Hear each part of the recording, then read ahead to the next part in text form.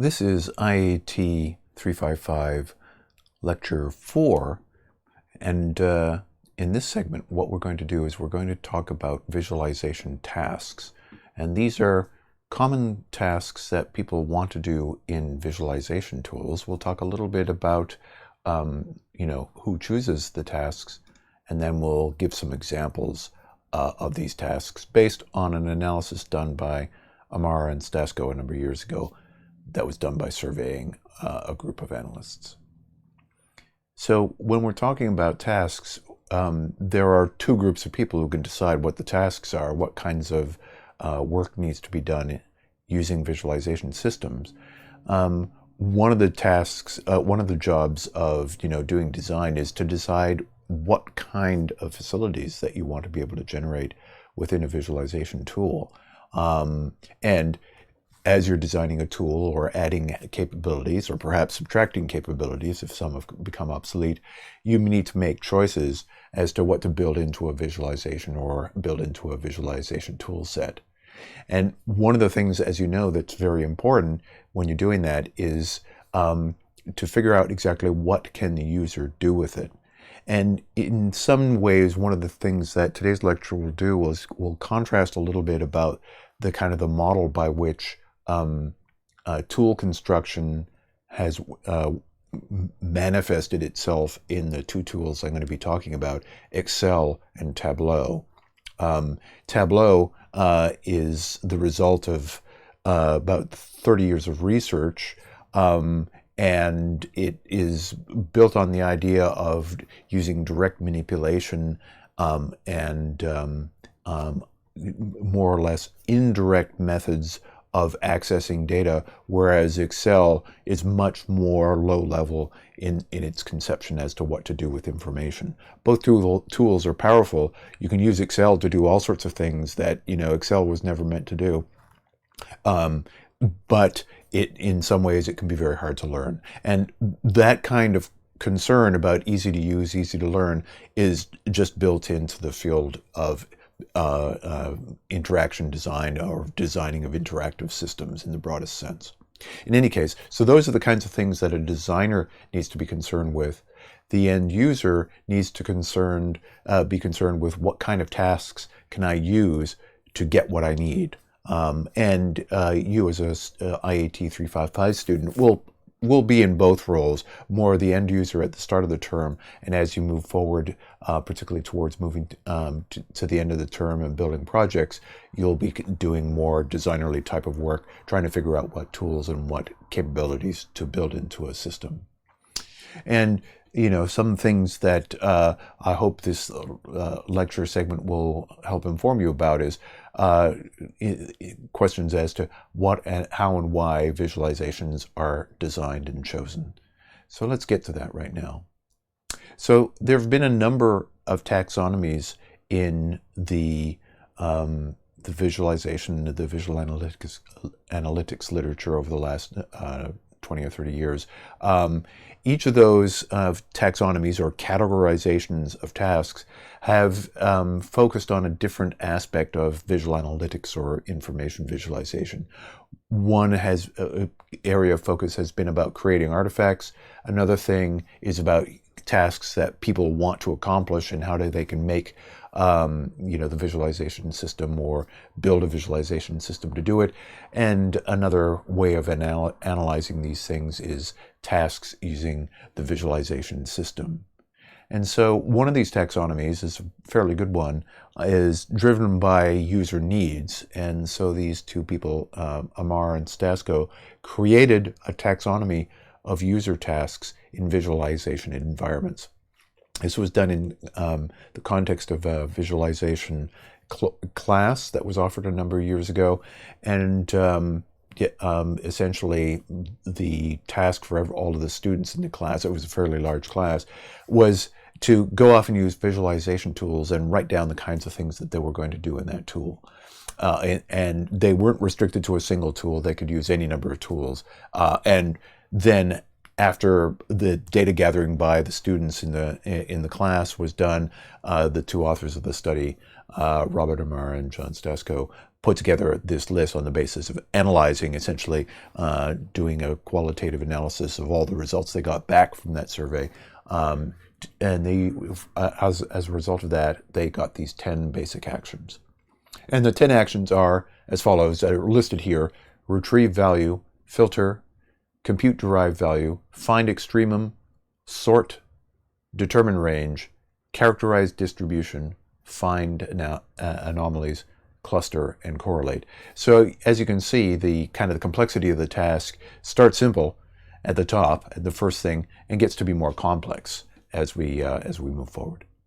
So let's talk now about each of these in turn. So the first thing I'm going to do is I'm going to move the slides over and show this data set that we had from before. And this is the 2018 data version of the data set, which measures college degree, the percentage of people in each state that have a college degree, and the median income in 2018 in that state. And so the task is retrieve value. And basically in that task, what we'd like to be able to do is to interact with the visualization system. Here we're just looking directly at the data, and so if we interact with the spreadsheet here, we can see that there are a number of things, a number of data items that we could be interested in. And retrieve value is just basically the idea of, given a set of specific cases, finding attributes of those cases, and the examples stated in forms of questions are referring to other sort of standard data sets that are out there. One example question is, what's the mileage per gallon of the Audi TT, a particular car? How long has the movie Gone with the Wind out of the movies database? And what I've highlighted here, what's the percentage of people in California with college degrees? And the answer is, as I've highlighted and had highlighted for a moment, 33%. And what's the median income in that state? It's, sorry, I clicked the wrong one. It's $75,277. Okay. So retrieving value is a very basic type of activity. Next on our task list, we have filtering. And what filtering is, let me put the slides first for a minute. And the general description of filtering is, given some concrete conditions on attribute values, find data cases satisfying those conditions. For example, what Kellogg cereals have high fiber out of the cereals data set, what comedies have won awards out of the movies data set, and out of a mutual funds data set, what funds have underperformed the Standard & Poor's 500 index. So now what we're going to do is we're going to switch over to Tableau, and I've already read in that data set I just shown you from Excel. What it does is just shows you the measures that we have here. And you can see there's a college degree measure in the table and a median income in the data set. So what I'm going to do is put college degree there and median income there. And at the moment, what we get is just everything, accumulating all of the data as if they were, that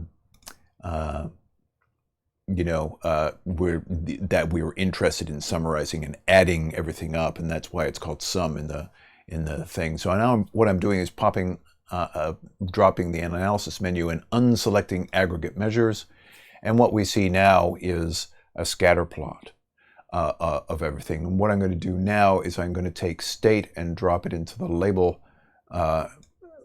slot. And what you can see there is now that we have a scatter plot of all the states, and the horizontal dimension is college degree, and the vertical dimension is median income for the state. And so to do filtering in Tableau, we can do it through direct interaction. We can just simply drag out a range.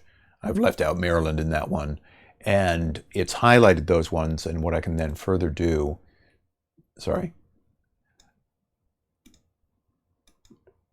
is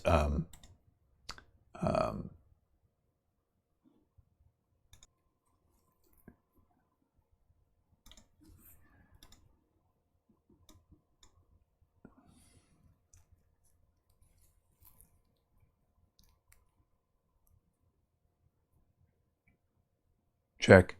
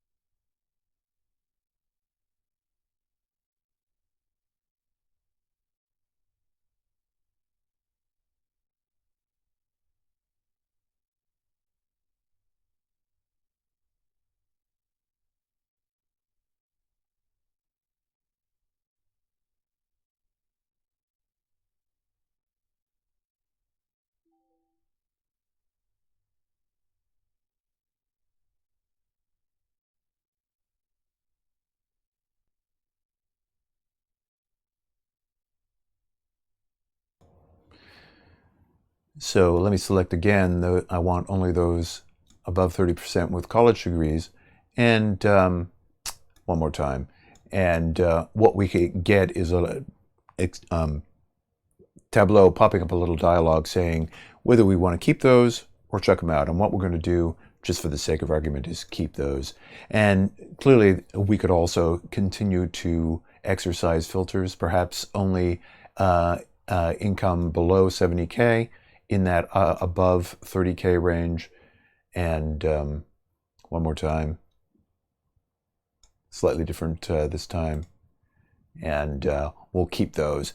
I'm popping up a pop-up menu this time, and keep only is again made available to me. And what I can do is I can just now focus my further analysis on the filtered results. Okay, let's go back to the slides. Here we go. So that's how filtering, an example of filtering, and perhaps a rickety demo of how it looks in Tableau. Compound compute-derived value, given a set of data cases, compute an aggregate numeric representation of those data cases. Now, Tableau is doing a lot of that stuff automatically. I'm going to show you an example in Excel and in Tableau. So example questions of that kind of compute-derived value, that's kind of the generic name, is what's the gross income of all stores combined? How many manufacturers of cars are there? What's the average calorie of content of Post cereals? Things like that. So let's go to the Excel version of this thing, and then we'll go to the Excel spreadsheet I've got going on. Where are you, Excel? Here we are. And to compute derived value, I'm just going to scroll down to the bottom here, and I'm just going to compute the mean of all this stuff. If you recall earlier how to enter Excel formulas, it's once again, you put in the equal sign as a means of telling the cell that this is going to be where I want to compute some function, and average is the one I select from Excel, and give the range, and hit that. And then I find, now that I've done that, that the average income, interestingly, of all of those things, that's the mean, is 61,549. Very similar to Wyoming's income, interestingly enough. Let's go to Tableau, and I'll just get to that, and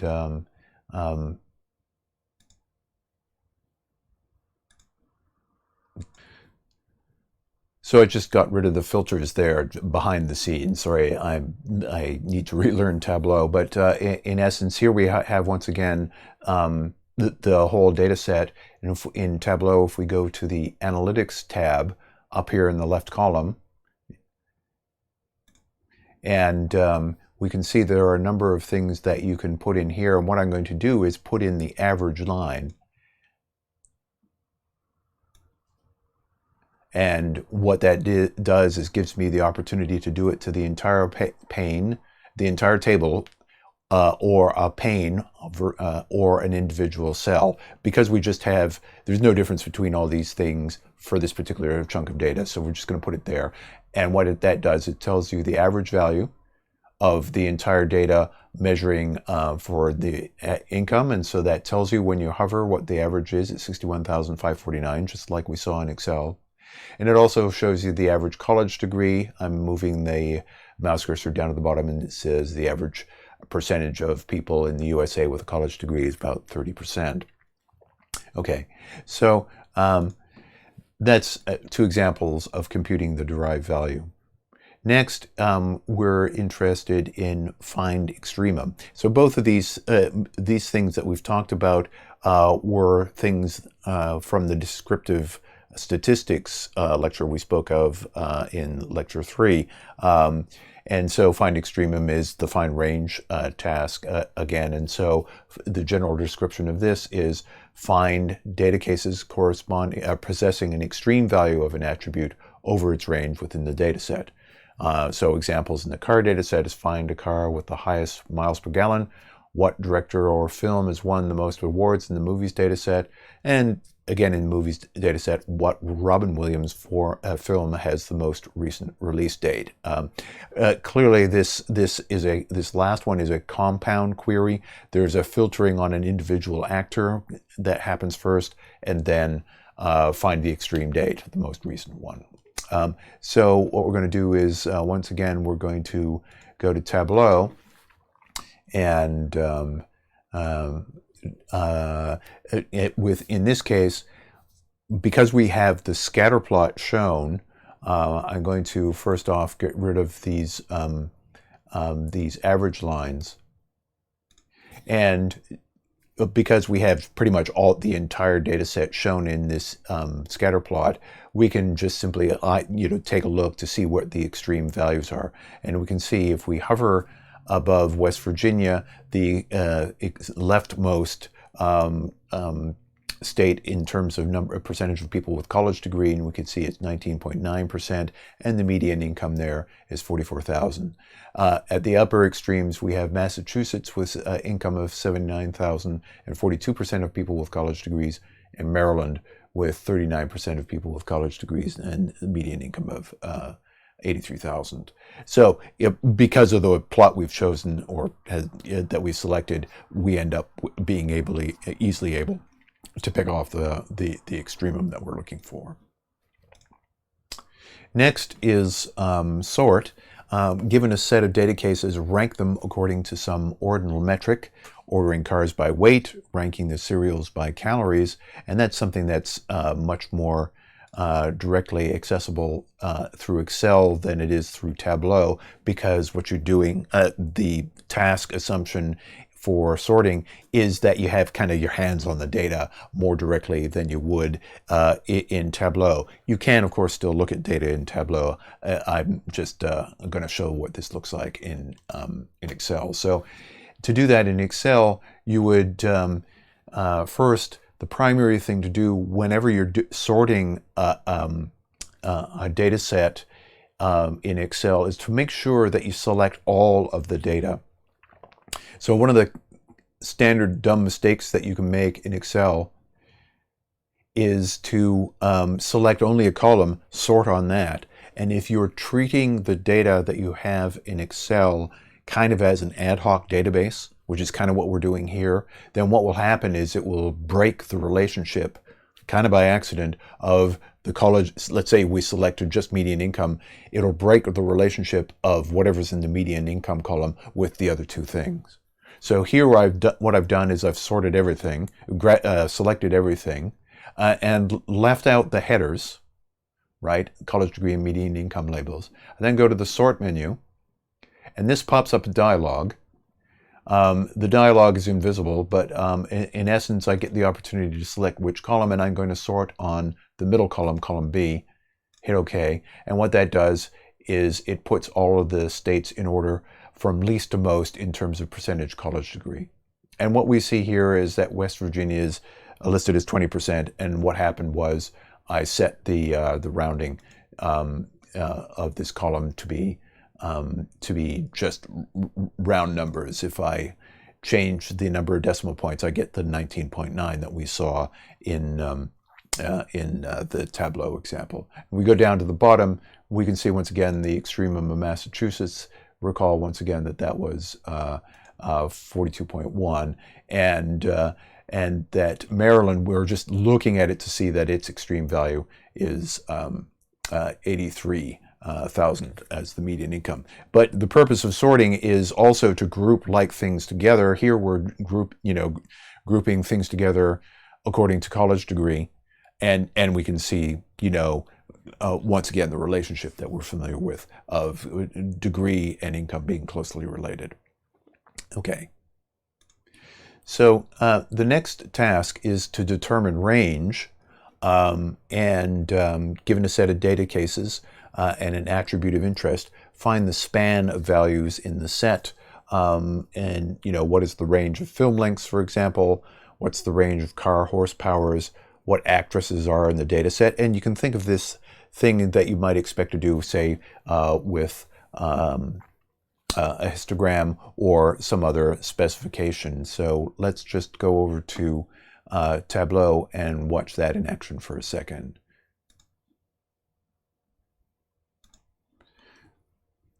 So in Tableau, one of the things you can do there is you can do things like take one of the data pills, so to speak, and drop them into the filters dialog.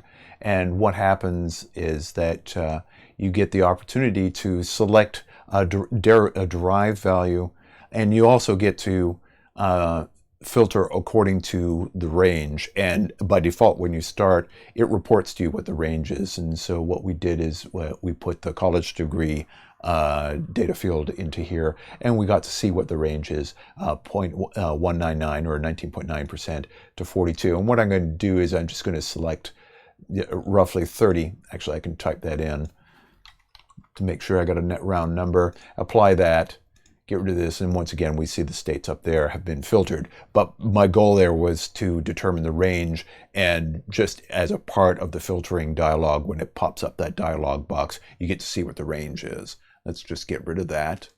And I'm popping up a menu again and saying remove. It goes away and I get the entire data set back. So the next thing is to characterize distribution. And in this task, basically the idea here is, as you can see, that this task is a little bit more complex. It occurs in the later slides of the statistics lecture. The general description is given a set of data cases and quantitative attribute of interest, characterize the distribution of that attribute value or those attribute values over the set. So examples being, what is the distribution of carbohydrates in cereals? What is the age distribution of shoppers? And so once again, we're going to go to Tableau to see what that looks like.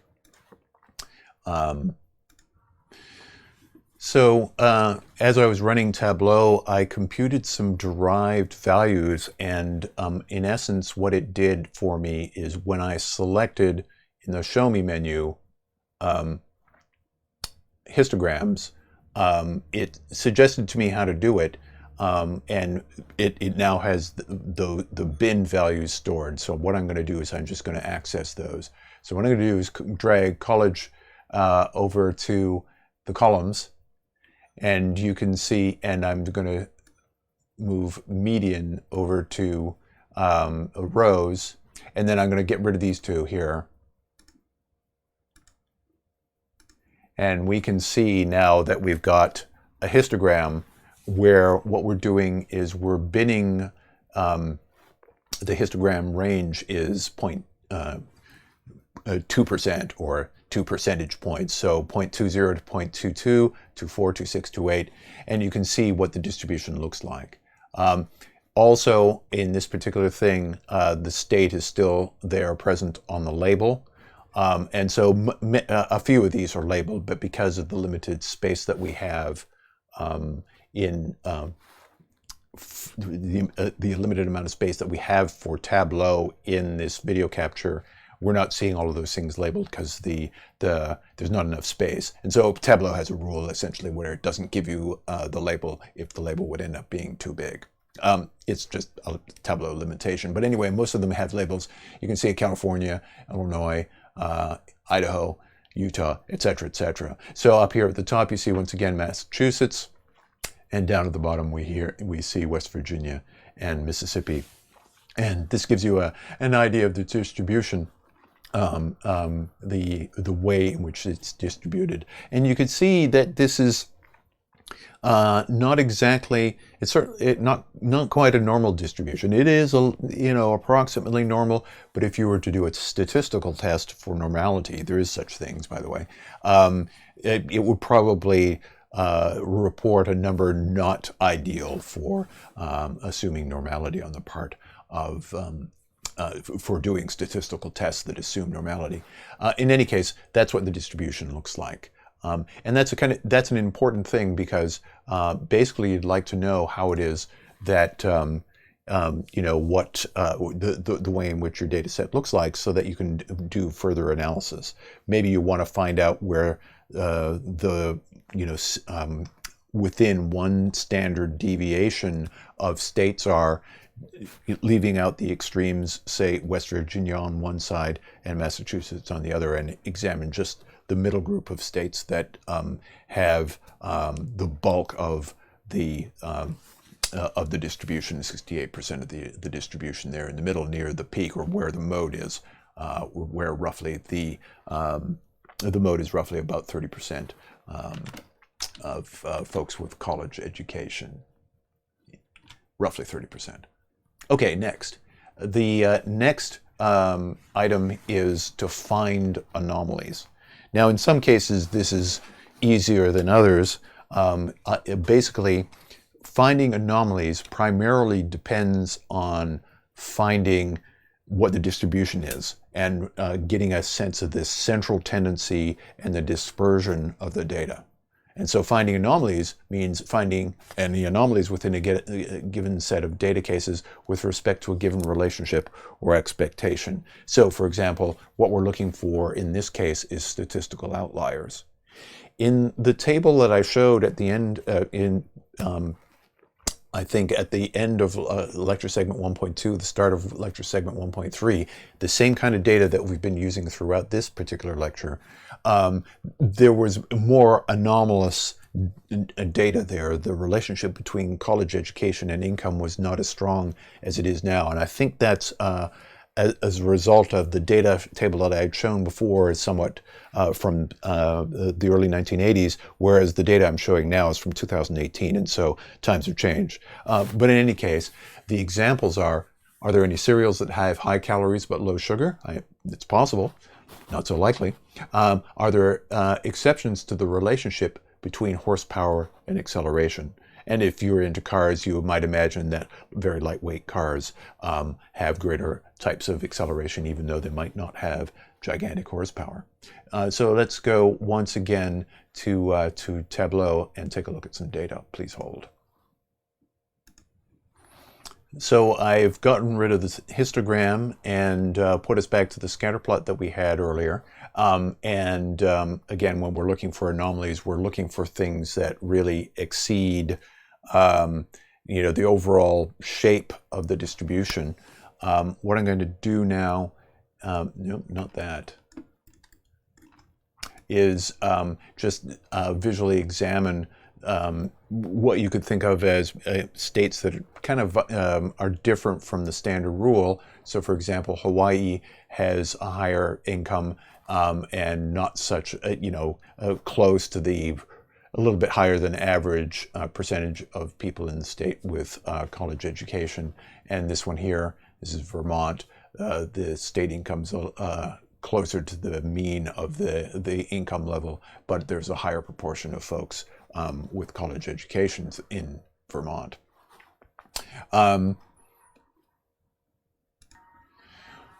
One other point that I wanted to mention is when we're looking at a distribution like this, we can also add some analytical computations. And in particular, the thing that we're often interested in is, particularly with example like this, that a data set like this that looks strongly correlated, is to just put in a trend line, which is, once again, Pearson's linear correlation measure. And as you can see, there are quite a few states that are very close to the trend line, the linear correlation line, and states which we might have thought of as being anomalous, like say West Virginia or Mississippi or something like that. They're not that unusual, and this quality of this correlation is about 0.72. So it's pretty good. But in any case, if we look at this one, Hawaii and Alaska are exceptions on the positive side, Vermont, once again, on the negative side, and New Mexico now on the bottom half of the trend line. The trend line gives you an idea of course, once again, how good the correlation is, but we're getting ahead of ourselves in terms of the lecture material. So let's go back to the slides and do something a little bit different than what we've talked about in terms of descriptive statistics, and that is something called cluster. And that is, given a set of data cases, find clusters of similar attribute values. And the examples are there groups of cereals with similar fat, calories, and sugar? You know, an overall suggestion of how much food energy there is. And another question here, are all comedies of the same length? And I'm using Tableau for these later ones, mainly because Tableau has a lot of analytical stuff built into it that is easy to access. So what I'm going to do now is within Tableau, previously I was on the state education versus income. Let me select that. Remember that, we were just there. Now I'm selecting the iris data set. And so this is a famous data set that is about, you know, irises on the Gaspé Peninsula from, you know, data collected in the 1930s.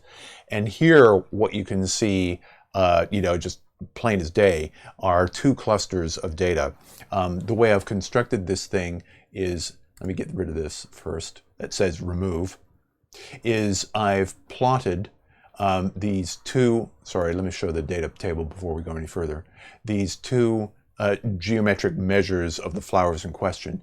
Up in columns we have petal width, so there's petal width there going from 0.2 to 1.8 centimeters, and petal length, which is 1 centimeter to 6 centimeters. And you can see that there are two blobs of data. There's these guys up here, and there's these ones down here. And one of the things that you're interested in, if you were to get this data set like this for the first time, is you know, what exactly is going on there. And so one of the things that you can do, of course, is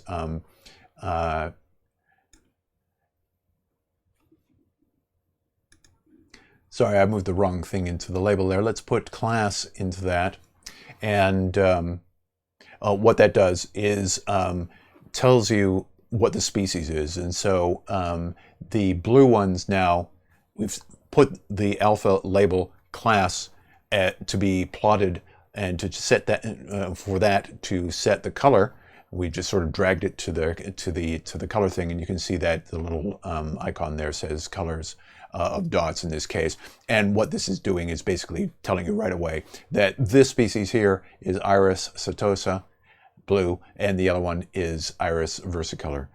So they're two different species. They have these two different characteristic flower shapes of the petals. Okay, so in that I chose this data set because it gives you, you know, crystal clear pairs of clusters. One of the things you can do with this is you can actually do clustering. So just one second. So clustering is an option you can do. I'm going to give this a shot like that and leave that out.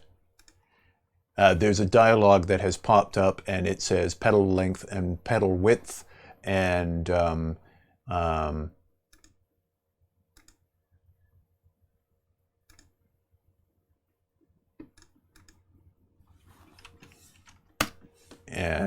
set the number of clusters, and unfortunately that isn't working right. So I'm just going to move on to the next thing because in the interest of time. So let's go back to the slides and talk about the final basic task, and that is correlate. I'd already shown you correlation, but I'm going to do this once again because I love correlation so much. And the general description is, given a set of data cases and two attributes, which we have in the iris thing, and we also have in, of course, the college degree income data set, determine useful relationships between pairs of those values. And those relationships, you know, are staring you in the face, so it's easy to see them. So examples, is there a correlation between carbohydrates and fat? In the cereal data set, is there a correlation between country of origin and miles per gallon? Do different genders have preferred payment method? Is there a trend of increasing film length over the years? So once again, we're going to Tableau, and we're going to once again select the state income, and here's the correlation. Now, one of the things that we did is we have the option to choose the linear correlation trend line, but in the cases of where it's not so obvious that maybe it's not linear, there's some other kind of relationship, Tableau and Excel also give you the opportunity to do this plot and select a different model. So I'm going to do something silly and select logarithmic. And, you know, that's not necessarily so insane a curve, but I would expect that the measure of that curve is, the R squared number is 0.72, which is very similar to the linear one.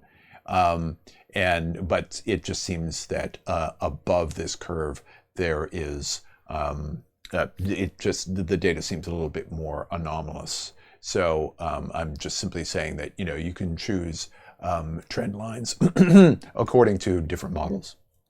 Okay, so that wraps up visualization tasks with Excel/Tableau demos.